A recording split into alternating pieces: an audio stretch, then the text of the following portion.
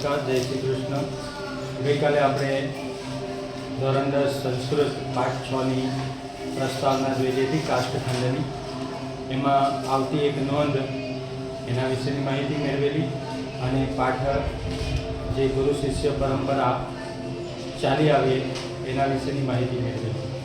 આજે આપણે પાઠનું ભાષાંતર એના જે કંઈક આવતા પ્રશ્નો હોય એની ચર્ચા આપણે આજના વિડીયોમાં કરીશું. તો શરૂઆત કરીએ છીએ. કાષ્ઠખંડ. કાષ્ઠ એટલે લાકડું અને ખંડ એટલે ટુકડો, લાકડાનો ટુકડો. આ લાકડાનો ટુકડો સમુદ્ર સુધી નદીના પાણી દ્વારા જઈ શકે છે, પણ રસ્તામાં માર્ગમાં એને 4 વિઘ્નો ન નડે તો એ 4 વિઘ્નો કયા કયા લાકડાના ટુકડાને નડી શકે અને એની ઉદાહરણ દ્વારા મનુષ્યને 4 પ્રકારના વિઘ્નો કેવી રીતે આવી શકે એની માહિતી આપણને આ પાઠમાં આપવામાં આવી છે. તો શરૂઆત કરીએ પહેલા પેરેગ્રાફથી. પહેલો પેરેગ્રાફ આપવામાં આવ્યો છે. ગંગા તીરે એકઃ ગુરુઃ શિષ્યેન સહ વર્તમાનઃ આસીત.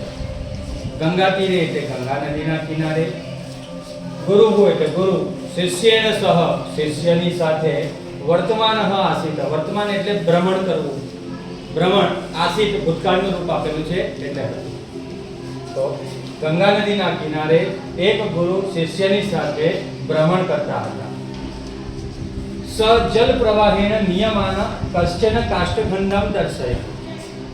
સ એટલે તેઓ જલ પ્રવાહેણ પાણીના પ્રવાહની સાથે, નિયમાનમ એટલે લઈ જવાતા, કશ્ચન કાષ્ઠખંડમ દર્શયન કોઈક લાકડાના ટુકડાને, દર્શયન એટલે બતાવીને, શિષ્યમ આહ શિષ્યને કહ્યું, તેમણે પાણીના પ્રવાહની સાથે લઈ જવાતા કોઈક લાકડાના ટુકડાને બતાવતા શિષ્યને કહ્યું, અયમ જલ પ્રવાહેણ સહ સમુદ્રમ પ્રાપ્યસ્યતિ. અયમ એટલે આ લાકડાનો ટુકડો એવો અર્થ થાય એટલે આપણે આ શબ્દ લેવાનો. જલ પ્રવાહેણ પાણીના પ્રવાહની સાથે, સમુદ્રમ પ્રાપ્યસ્યતિ સમુદ્રને પ્રાપ્ત થશે. પરંતુ ગમન માર્ગે, પરંતુ જવાના માર્ગમાં, જે નદીનો માર્ગ છે, જે માર્ગે લાકડું જવાનું છે આગળ, તો તે માર્ગમાં તીરે સંલગ્નતા, આ પહેલી એનું વિઘ્ન બતાવેલું છે. તો તીરે એટલે કિનારો, સંલગ્નતા એટલે જોડાણ, કિનારા ઉપરનું જોડાણ. બીજો વિઘ્ન બતાવ્યું ભારાધિક્યના જલે નિમગ્નતા, ભારાધિક્યનો અધિક ભાર હોવાને કારણે જલે નિમગ્નતા એટલે પાણીમાં ડૂબી જવું. ત્રીજું વિઘ્ન બતાવ્યું આવર્તપાતતા, આવર્તપાતતા એટલે વમળોમાં ફસાઈ જવું. કાલે પ્રસ્તાવનામાં ચર્ચા કરેલી કે નદીની અંદર એક ગોળ ગોળ વમળ ફર્યા કરતું હોય, એની અંદર જો લાકડું ફસાઈ જાય તો એ એમાંથી બહાર નીકળી શકતું નથી અને સમુદ્ર સુધી પહોંચી શકતું નથી. તો એને સંસ્કૃતમાં આવર્તપાતતા, વમળોમાં ફસાઈ જવું એવું કહેવામાં આવે છે. અને ચોથું વિઘ્ન બતાવ્યું નદી જલ વિયોગ, ચ વત્તા ઈ થી સંધિ કરવામાં આવેલી છે એટલે ચેતી શબ્દ લખ્યો. નદી જલ વિયોગશ્ચેતી, નદીના પાણીથી વિયોગ થવો, ઇતિ એટલે એમ, ચત્વારો વિઘ્નઃ 4 પ્રકારના વિઘ્નો, ન ભવેયુઃ જો ન નડે, તદા એવ તો જ આ લાકડાનો ટુકડો એ સમુદ્ર સુધી પહોંચી શકે. ફરીથી પહેલો પેરેગ્રાફ જોજો.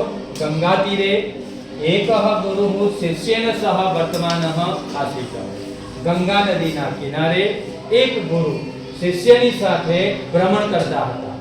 સ જલ પ્રવાહેણ નિયમાનમ કશ્ચન કાષ્ઠખંડમ દર્શયન શિષ્યમ આહ, તેમણે પાણીના પ્રવાહની સાથે નિયમાનમ લઈ જવાતા, કશ્ચન કાષ્ઠખંડમ કોઈક લાકડાના ટુકડાને, દર્શયન એટલે બતાવતા, શિષ્યમ આહ શિષ્યને કહ્યું, તેમણે પાણીના પ્રવાહની સાથે લઈ જવાતા લાકડાના ટુકડાને બતાવતા શિષ્યને કહ્યું, અયમ જલ પ્રવાહેણ સહ સમુદ્રમ પ્રાપ્યસ્યતિ. આ નદીના પાણીના પ્રવાહની સાથે સમુદ્ર સુધી પહોંચશે, પરંતુ ગમન માર્ગે તીરે સંલગ્નતા, જવાના માર્ગમાં કિનારા ઉપરનું જોડાણ, ભારાધિક્યના જલે નિમગ્નતા, અધિક ભાર હોવાને કારણે પાણીમાં ડૂબી જવું, આવર્તપાતતા વમળોમાં ફસાઈ જવું, અને નદી જલ વિયોગશ્ચ ઇતિ નદીના પાણીથી વિયોગ થવો. આ ચત્વારો વિઘ્નઃ ન ભવેયુઃ 4 પ્રકારના વિઘ્નો ન નડે, તદા એવ તો જ આ લાકડાનો ટુકડો સમુદ્ર સુધી પહોંચી શકશે. તો આ ફર્સ્ટ પેરેગ્રાફ, પહેલો પેરેગ્રાફ થયો આપણો. એની અંદર 4 વિઘ્નો બતાવ્યા કે લાકડાના ટુકડાને સમુદ્ર સુધી જવામાં કયા કયા વિઘ્નો નડી શકે. તો પહેલું બતાવેલું છે તીરે સંલગ્નતા, કિનારા ઉપરનું જોડાણ, ભારાધિક્યના જલે નિમગ્નતા, અધિક ભારને હોવાને કારણે પાણીમાં ડૂબી જવું. ત્રીજું બતાવેલું છે આવર્તપાતતા, વમળોમાં ફસાઈ જવું. અને ચોથું બતાવ્યું નદી જલ વિયોગ, નદીના પાણીથી વિયોગ થવો. તો આ 4 પ્રકારના વિઘ્નો લાકડાના ટુકડાને સમુદ્ર સુધી જવામાં નડી શકે છે, આવી શકે છે. તો ગુરુ પોતાના શિષ્યને ત્યાં લઈ જઈને જ્ઞાન આપે છે. નદી કિનારે એક લાકડાનો ટુકડો જુએ છે અને પાણીના પ્રવાહની સાથે જતો હોય તો એને બતાવતા ગુરુ શિષ્યને શિખામણ આપે છે, બોધ આપે છે કે જો આ લાકડાનો ટુકડો સમુદ્ર સુધી પહોંચી શકે પણ માર્ગમાં એને આ 4 વિઘ્નો નડવા જોઈએ નહીં, તો એ સમુદ્ર સુધી પહોંચી શકશે. હવે એ ઉદાહરણ, લાકડાનું ઉદાહરણ લઈને મનુષ્યને ઉદાહરણ આપવામાં આવેલું છે. ગુરુ મનુષ્યને કહે છે કે મનુષ્ય પણ સુખરૂપી સંસારને પાર કરી શકે છે, એને પણ જવાના માર્ગમાં 4 વિઘ્નો નડવા જોઈએ નહીં. તો એ કયા 4 વિઘ્નો, એના વિશેની ચર્ચા આપણને બીજા પેરેગ્રાફમાં કરવામાં આવેલી છે. તો બીજો પેરેગ્રાફનું આપણે ભાષાંતર જોઈએ. બીજો પેરેગ્રાફ છે ગુરુર અગ્રે ઉપદિશતિ શિષ્યમ. ગુરુર એટલે ગુરુ, અગ્રે એટલે આગળ, શિષ્યમ એટલે શિષ્યને, ઉપદિશતિ એટલે ઉપદેશ આપે છે, બોધ આપે છે. ગુરુ આગળ શિષ્યને બોધ આપે છે, ઉપદેશ આપે છે. શું ઉપદેશ આપે છે? વયમ સર્વે માનવાઃ અપી કાષ્ઠખંડાઈવ. વયમ સર્વે એટલે આપણે બધા, માનવાઃ એટલે મનુષ્યો, અપી એટલે પણ, આપણે બધા મનુષ્યો પણ, કાષ્ઠખંડાઈવ એટલે લાકડાના ટુકડા જેવા જ છીએ. આપણે એને લાકડાના ટુકડાને એક સરખી રીતે સરખાવવામાં આવ્યા. લાકડાનો ટુકડો છે તેવી રીતે મનુષ્ય, માનવ જાત છે. લાકડાનો ટુકડો અને મનુષ્ય એક જ સરખા છે એવી રીતે સરખાવવામાં આવ્યા છે. એટલે કીધું બીજું વાક્ય કે આપણે બધા માનવો પણ કાષ્ઠખંડ જેવા જ છીએ અથવા લાકડાના ટુકડા જેવા જ છીએ. ત્રીજું વાક્ય આપ્યું અસ્માકમ જીવનમેવ નદી. આપણું જે જીવન છે એ કેવું છે? તે કે નદી. આપણું જીવન જ નદી છે. આપણે જેમ ચાલીએ છીએ તેમ નદી પણ એની રીતે જતી હોય છે. તો આપણું જીવન એ નદીની સાથે સરખાવવામાં આવ્યું છે.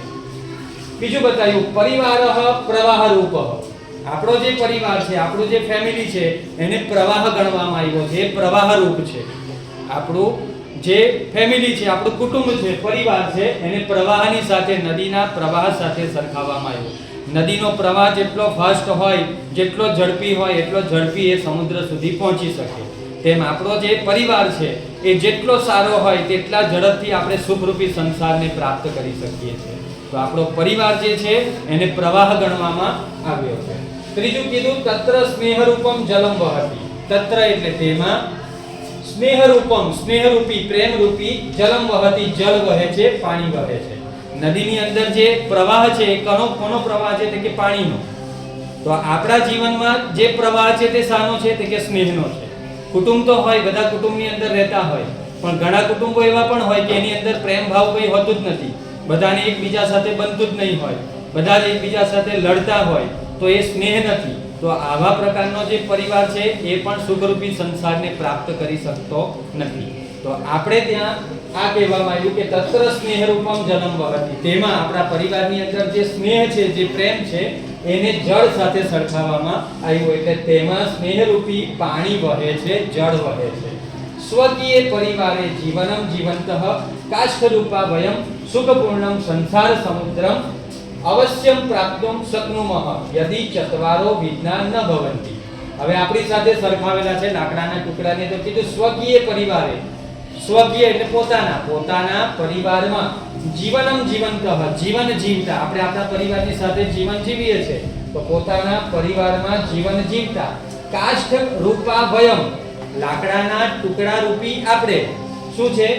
વયમ સુખપૂર્ણમ સંસાર રૂપમ સમુદ્રમ સુખરૂપી સંસાર સમુદ્રને અવશ્યમ પ્રાપ્તુમ શક્નુમઃ જરૂરથી પ્રાપ્ત કરી શકીએ છીએ. ફરીથી જોજો, અહીંયા સુધી શું કીધું? સ્વકીય પરિવારે પોતાના પરિવારમાં જીવન જીવતા, કાષ્ઠખંડ રૂપી અથવા લાકડાના ટુકડા રૂપી આપણે સુખપૂર્ણ સંસાર રૂપી સમુદ્રને અવશ્ય ચોક્કસ પ્રાપ્ત કરી શકીએ છીએ. ક્યારે? યદિ ચત્વારો વિઘ્ના ન ભવંતિ, જો 4 વિઘ્નો ન નડે તો અથવા 4 વિઘ્નો ન આવે તો આપણે પણ લાકડાના ટુકડાની જેમ સુખરૂપી સંસાર સમુદ્રને પ્રાપ્ત કરી શકીએ છીએ. આપણને પણ 4 પ્રકારના વિઘ્નો નડવા જોઈએ નહીં. કયા કયા 4 વિઘ્નો છે એ હવે પછીના પેરેગ્રાફમાં આપણને બતાવ્યું છે. તો શિષ્યને હવે પ્રશ્ન થાય છે કે લાકડાના ટુકડાને સમુદ્ર સુધી જવામાં 4 વિઘ્નો નડે છે એ તો સમજી ગયો, પણ મનુષ્યને કયા 4 પ્રકારના વિઘ્નો નડી શકે, આવી શકે, એના વિશે ગુરુને પ્રશ્ન કરે છે. ગુરુ અહીંયા પૂછ્યું છે, જીવને કીદૃશાહ વિઘ્નાઃ ભવંતિ ઇતિ શિષ્યઃ અપૃચ્છત. જીવને એટલે જીવનમાં, કીદૃશાહ વિઘ્નાઃ કેવા પ્રકારના વિઘ્નો, કેવા પ્રકારની મુશ્કેલીઓ, ભવંતિ એટલે હોય છે, ઇતિ શિષ્યઃ અપૃચ્છત એમ શિષ્યએ પ્રશ્ન કર્યો અથવા પૂછ્યું. શિષ્યએ શું પ્રશ્ન કર્યો કે જીવનમાં કેવા પ્રકારના વિઘ્નો હોય છે એમ શિષ્યએ પૂછ્યું. ગુરુએ જવાબ આપ્યો. શું જવાબ આપ્યો સાંભળજો. ગુરુહુ સમ ઉપાદિશત. ગુરુએ જવાબ આપ્યો અથવા ગુરુએ કહ્યું, નદી રૂપે જીવને આહાર નિંદ્રા ભય આદિ તીરભૂતાઃ સંતિ. નદી રૂપે જીવન એટલે આપણું જીવન નદી જેવું છે, નદીના રૂપમાં છે. તો નદીના રૂપમાં જીવન જીવતા આપણે તો નદી રૂપી જીવનમાં આહાર એટલે ભોજન, નિંદ્રા ભય આદય એટલે વગેરે, તીરભૂતાઃ સંતિ એટલે કિનારા રૂપ હોય છે. જેમ પહેલું આપણને વિઘ્ન બતાવેલું લાકડાના ટુકડાનું કે તીરે સંલગ્નતા, કિનારા ઉપરનું જોડાણ. તો આ પહેલું વિઘ્ન પણ અહીંયા એ જ પ્રમાણે બતાવવામાં આવ્યું કે નદી રૂપે જીવનમાં આહાર, નિંદ્રા, ભય વગેરે આપણા માટે કિનારા રૂપ હોય છે. જો આમાં આપણે સતત રચ્યા પચ્યા રહીએ તો આપણે પણ કિનારા ઉપર આવી ગયા અને સુખરૂપી સંસાર સમુદ્રને પ્રાપ્ત કરી શકતા નથી. કેવી રીતે? તો તે સમજાવ્યું છે અહીંયા. તીરે શું સંલગ્નતા નામ, કિનારા ઉપરનું જોડાણ એટલે કે આહાર, નિંદ્રા, ભય આદિ નામ સેવને સતતમ પ્રવૃત્તિ. ભોજન, નિંદ્રા, ભય વગેરેના સેવનમાં સતત પ્રવૃત્ત રહેવું. આ બધામાં જ માણસ જો રચ્યો પચ્યો રહેતો હોય, માત્ર ખાવા પૂરતો જ હોય, સવારે ઉઠે ત્યારથી ખાવાનું જ વિચારતો હોય કે રાત્રે સૂઈ ત્યાં સુધી ખાવામાં જ રચ્યો પચ્યો રહેતો હોય, તો એ ભોજન માટેનું એનું વિઘ્ન છે. વધારે સંસ્કૃતમાં કહેવાયું છે અતિ સર્વત્ર વર્જયેત. અતિનો બધી જગ્યાએ ત્યાગ કરવો. એ બધામાં જ લાગે. પછી અતિ ભોજન નહીં કરવું, અતિ નિંદ્રા નહીં કરવી, અતિ આળસ નહીં કરવી, અતિ ક્રોધ નહીં કરવો, અતિ હાસ્ય નહીં કરવું, અતિ વાંચવું પણ નહીં. હવે એમ થશે કે વાંચવું, હા, અતિ વાંચવું પણ નહીં. જ્યારે આપણા ઘરની અંદર આપણે કાયમ પરીક્ષા હોય ને આખો દિવસ વાંચ વાંચ વાંચ વાંચ કર્યા કરીએ તો એ પણ આપણા માટે વિઘ્નરૂપ છે. તો અતિનો બધી જગ્યાએ ત્યાગ કરવો. વાંચવું જરૂરી છે, અતિ વાંચવું એ ખરાબ છે, આપણા મગજને ખરાબ રીતે અસર કરનારું પરિબળ છે. તો જેમ આપણે મશીનને થોડા સમય માટે આરામ આપતા હોય તો મગજને પણ થોડા સમય માટે આરામ આપવો જોઈએ. અને મારું તો એવું માનવું છે કે તમે મગજને વધારેમાં વધારે આરામ આપો તો એ સૌથી વધારે કાર્યક્ષમ થઈ શકે. જેમ આપણે રાત્રિએ સૂઈ જઈએ છીએ અને સવારે વહેલા ઉઠીએ તો આપણું મન એકદમ ફ્રેશ હોય છે, તાજગી ભર્યું હોય છે, કોઈ જાતનું આપણને વિચાર નથી આવતો, ટેન્શન નથી હોતું સવારના. અને તે સમય દરમિયાન આપણે સ્નાન શુદ્ધ થઈને જો વાંચવા માટે બેસીએ તો એ સૌથી વધારે યાદ રાખી શકીએ. ઘણા વિદ્યાર્થીઓ રાતના વધારે વાંચતા હોય, પણ રાતના સમસ્યા કઈ થતી હોય કે આખા દિવસ દરમિયાન જે કોઈ ઘટના ઘટી છે આપણી સાથે, કોઈ આપણા ઉપર ક્રોધ કર્યો હોય, આપણે કોઈના ઉપર ક્રોધ કર્યો હોય, કોઈ આપણને ખરાબ શબ્દ બોલી ગયો હોય, આપણે કોઈને ખરાબ શબ્દ બોલ્યા હોય, બરાબર, ગમે તે બાબત થઈ હોય તો તે રાત્રિના સમયે વાંચતા સમયે આપણા મગજમાં ભમ્યા કરે અને તેને કારણે આપણે વાંચી શકતા નથી. તો જેટલું આપણે મન ફ્રેશ રાખીએ છીએ એટલું વધારે યાદ રહે છે. તો એના પ્રમાણે અહીંયા બતાવ્યું કે આહાર, નિંદ્રા, ભય આના સેવનમાં પણ જે માણસ સતત રચ્યો પચ્યો રહે છે તો તેના માટે પણ એ શું થાય છે? વિઘ્નરૂપ જ હોય છે. એમાં વધારે પ્રમાણમાં રચ્યા પચ્યા રહેવું જોઈએ નહીં. આગળ લખ્યું છે વસ્તુતસ્તુ આહારાદયઃ સેવનીયઃ ભવન્તિ. વસ્તુતસ્તુ એટલે ખરેખર આહાર વગેરે સેવનીયઃ એટલે સેવન કરવા યોગ્ય છે. એવું નથી કે ભોજન છોડી દેવાનું છે. ભોજન કરશું તો જ આપણું શરીર ચાલવાનું છે, પણ અતિશય ભોજન કરવું એ આપણા શરીર માટે, આપણા મન માટે નુકસાનકારક છે. તો ભોજન વગેરેનું સેવન એ યોગ્ય હોવું જોઈએ. તો ખરેખર આહાર વગેરેનું સેવન કરવા યોગ્ય છે. તથાપિ એટલે તેમ છતાં પણ તત્ર સતતમ સંલગ્નતા વિઘ્ન એવ. તેમાં સતત સંલગ્ન રહેવું, જોડાયેલા રહેવું જ વિઘ્ન છે. તો અહીંયા આ વિઘ્ન બતાવ્યું કે આહાર વગેરેનું સેવન કરવું યોગ્ય છે, પણ તેમાં સતત પ્રવૃત્ત રહેવું એ આપણા માટે વિઘ્ન છે.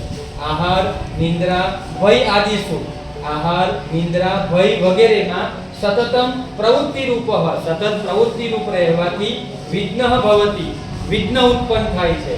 જો કે કાષ્ઠખંડ રૂપાહ વયમ સુખ રૂપમ સમુદ્રમ પ્રાપ્તુમ ન શક્નુમઃ.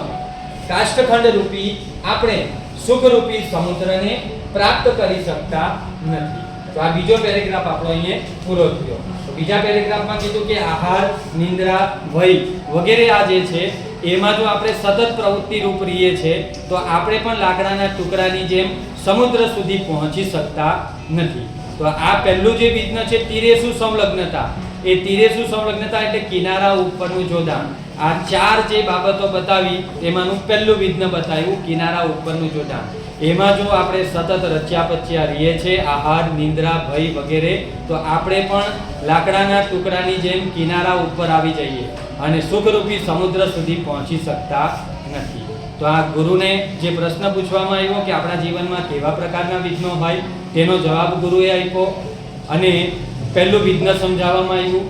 હવે બાકીના જે 3 વિઘ્નો છે એ હવે પછીના સેશનમાં આપણે સમજાવીશું, હવે પછીના વિડીયોમાં સમજાવીશું. તો આટલે સુધી જે આપણે ચાલ્યું છે પ્રસ્તાવનાનો એક વિડીયો છે આપણો અને આ બીજો 2 પેરેગ્રાફનો વિડીયો છે. તો હવે પછીના વિડીયોમાં આપણે બાકીના જે 3 વિઘ્નો બાકી રહ્યા એના વિશેની સમજૂતી મેળવીશું. ત્યાં સુધી તમે આ જે કરાયું છે એનું પુનરાવર્તન કરજો અને યાદ રાખવાનો પ્રયત્ન કરજો. નમસ્કાર.